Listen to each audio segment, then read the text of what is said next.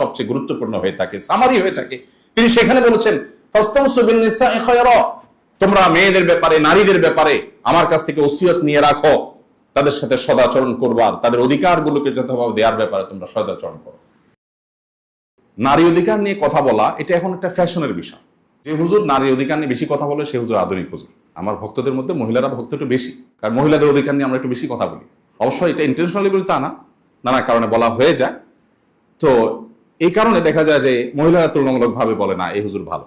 তো মহিলাদের অধিকার নিয়ে কথা বলাটা এটা 2025-এর পৃথিবীতে এটা ফ্যাশনের বিষয়। এটা যে বলে সে সেফ সাইডে থাকে, সমস্ত এমবেসি গুলো তাকে সাপোর্ট করার জন্য দাঁড়িয়ে যায়, বিদেশি সংস্থাগুলো তার জন্য ফাইল রেডি করে ফেলে তাকে সাহায্য করার জন্য, সকল এলিমেন্ট তার পক্ষে দাঁড়িয়ে যায়, কারণ সে নারী অধিকার কর্মী। মুহাম্মদ সাল্লাল্লাহু আলাইহি ওয়াসাল্লাম যখন নারী অধিকার নিয়ে কাজ করেছেন তখন নারী হিসাবে জন্মগ্রহণ করাটা পৃথিবীতে অপরাধ ছিল। অন্য কারোর কথা তো পরের কথা, কোরআন বলছে, আল্লাহ তাআলা ইরশাদ করছেন, ওয়াইদা বুশিরা আহাদুহুম বিল উনসা দাল্লা ওয়াজহুহু মুসওয়াদ্দান ওয়া হুয়া কাযীম। তাদের কাউকে যখন তোমার কন্যা সন্তান হয়েছে সংবাদ দেওয়া হতো তখন তার মুখ কালো হয়ে যেত, ইয়াতাওয়ারা মিনাল কওম, এবং সে মুখ লুকালুকি করত, মানুষের সামনে যেত না কিছুদিন যে কন্যা সন্তান হয়েছে। আল্লাহ তাআলা কোরআনে কারীমে বলেছেন, ওয়াইদাল মাউউদাতু সুইলাত বিআইয়ি যামবিন কুতিলাত। স্মরণ করো সেই দিনের কথা যেদিন মক্কার সে পাষণ্ড মানুষেরা নিজের কন্যা সন্তানকে ভুলিয়ে ভালিয়ে আদর করার কথা বলে মরুভূমিতে নিয়ে আগে থেকে পুঁতে রাখা, আগে থেকে গর্ত করে রাখা গর্তে তাকে ফেলে দিয়ে জীবন্ত মেয়েকে চাপা দিয়ে দিতে সে কন্যা দাঁড়িয়ে জিজ্ঞেস করবে আল্লাহর দরবারে, কোন অপরাধ আমাকে হত্যা করেছিলে বাবা, আজ তোমার বিচার হবে, তুমি জবাব দাও। সেই সমাজের বুকের উপর দাঁড়িয়ে বুক টান টান করে মুহাম্মদ সাল্লাল্লাহু আলাইহি ওয়াসাল্লাম ঘোষণা করেছিলেন, কেউ যদি দুটি সন্তান কন্যা জন্ম দেয়, কোন মা বাবা যদি তাদের সাথে সদাচরণ করে, বৈষম্য না করে, জুলুম না করে, তাদেরকে সুদীক্ষা দেয়, তাহলে সে শুধু জান্নাতে যাবে তা নয়, মুহাম্মদ সাল্লাল্লাহু আলাইহি ওয়াসাল্লামের সাথে জান্নাতে থাকবে। ইমাম মালিক রাহমাতুল্লাহ আলাইহি আমাদের ফিকহের যে প্রসিদ্ধ 4টি থট মাযহাব, এর মধ্যে একটি থটের প্রতিষ্ঠাতা আপনারা জানেন, মদিনার মানুষ ছিলেন। তিনি বলতেন, আল আম্বিয়া ও আবুল বানাত, যার অর্থ হলো নবীগণ কন্যাদের বাবা। বেশিরভাগ নবী রাসূলদেরকে দেখা যায় আল্লাহ তাআলা মেয়ের বাবা করেছেন, ছেলের বাবা তুলনামূলক কম পাওয়া যায়। খোদ মুহাম্মদ সাল্লাল্লাহু আলাইহি ওয়াসাল্লামকে আল্লাহ তাআলা ছেলে দিয়েছেন, কিন্তু ছেলে শৈশবেই নিয়ে গেছে। 4টি সন্তান তার বড় হয়েছে, বেড়েছে, স্বাভাবিক জীবন পেয়েছে, তাদের 4 জনই কন্যা। এটা কিন্তু সাধারণ বা কাকতালীয় কোনো বিষয় নয়। অর্থাৎ আল্লাহ তাআলা নারী অধিকার সত্যিকার অর্থে তাকে দিয়ে প্রতিষ্ঠা করবেন, নারীদেরকে বঞ্চনার হাত থেকে মুক্তির কাণ্ডারি বানাবেন, সেজন্য তার ঘরে 4টি কন্যা সন্তান দিয়েছেন আল্লাহ। ছেলে সন্তান দিয়েছেন যেগুলো সবগুলো নিয়ে গেছেন, একটাকেও রাখেন। মানে তিনি নিজের কন্যার বাবা হিসাবে গর্বিত মানুষ হয়ে মক্কা এবং মদিনা সহ তখনকার পৃথিবীর মানুষকে সভ্যতা শিখাবেন, কিভাবে মেয়েদেরকে মমতা দিয়ে বড় করতে হয়। তার প্রতি নাজিল হওয়া সূরাগুলোর মধ্যে সর্ববৃহৎ আয়তনের সূরাগুলোর একটি হলো সূরাতুন নিসা, অর্থাৎ নারী সংশ্লিষ্ট সূরা। কিন্তু কোরআনের কোথাও সূরাতুর রিজাল বা পুরুষ সংশ্লিষ্ট সূরা নেই।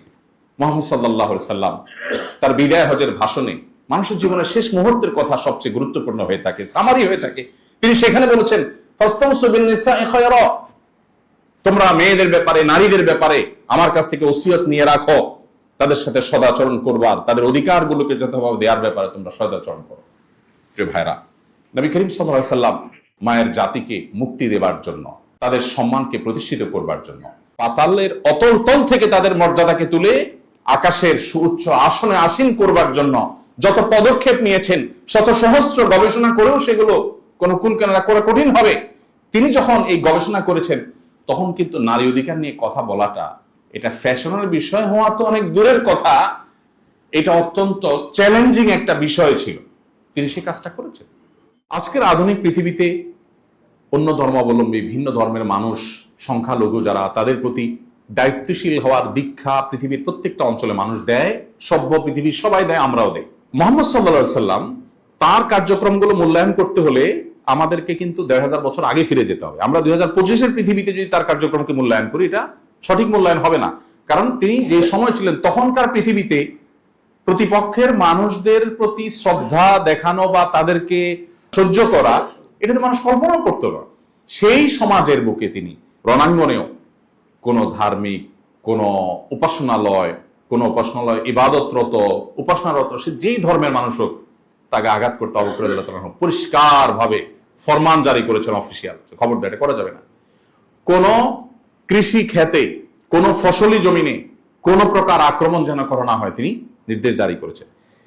আজকে যেই পৃথিবীকে আমরা সভ্য দাবি করছি, আমরা নিজেদেরকে সভ্য দাবি করছি, সেই পৃথিবীতে বাবার সামনে মায়ের সামনে ক্ষুধার কষ্টে কাতরাতে কাতরাতে শিশু কঙ্কালসার হয়ে মৃত্যুর জন্য প্রহর গুনছে। কলোসিয়ামের গ্যালারির মতো গোটা পৃথিবী থেকে আমরা চেয়ে চেয়ে দেখছি, এরপর আমরা নিজেদেরকে সভ্য দাবি করছি। মুহাম্মদ সাল্লাল্লাহু আলাইহি সাল্লামের জীবনে এতগুলো যুদ্ধে অংশগ্রহণ করা, এতগুলো যুদ্ধের নেতৃত্ব, এতগুলো অভিযান নেতৃত্ব দেওয়ার ইতিহাসে কোন একটা শিশুর গায়ে একটি ফুলের টোকা লেগেছে এটা তার কোন শত্রুও দাবি করার সুযোগ পায়নি। উহুদ যুদ্ধের একটা ছোট্ট ঘটনা না বলে পারছি না। তিনি তার তরবারি দিলেন রণাঙ্গনে, চরম অবস্থা যখন বিরাজ করছে, মুসলমানদের খারাপ সময় যাচ্ছে, তখন একজনকে সাহসিকতার দেওয়ার জন্য, সাহস দেওয়ার জন্য তাকে তার তরবারি দিয়ে বলেন, যাও আমার তরবারি দিলাম। নবীজির তরবারি পেয়েছে সে অনেকটা সাহসী হলেন এবং তিনি ঝাঁপিয়ে পড়লেন যুদ্ধে। হঠাৎ করে তার চোখে পড়ল দূরে কোথাও কেউ একজন কাউকে ধরাশয়ী করে ফেলেছে। তিনি দৌড়ে সেখানে গেলেন, যে দেখতে পেলেন যাকে ধরাশয়ী করা হয়েছে তিনি তারই দলের সৈনিক, তারই সহযোদ্ধা, আর ধরাশয়ী যিনি করছেন তিনি লাশের সাথে কোন একটা নির্মমতা করছেন, বিকৃতি করছেন।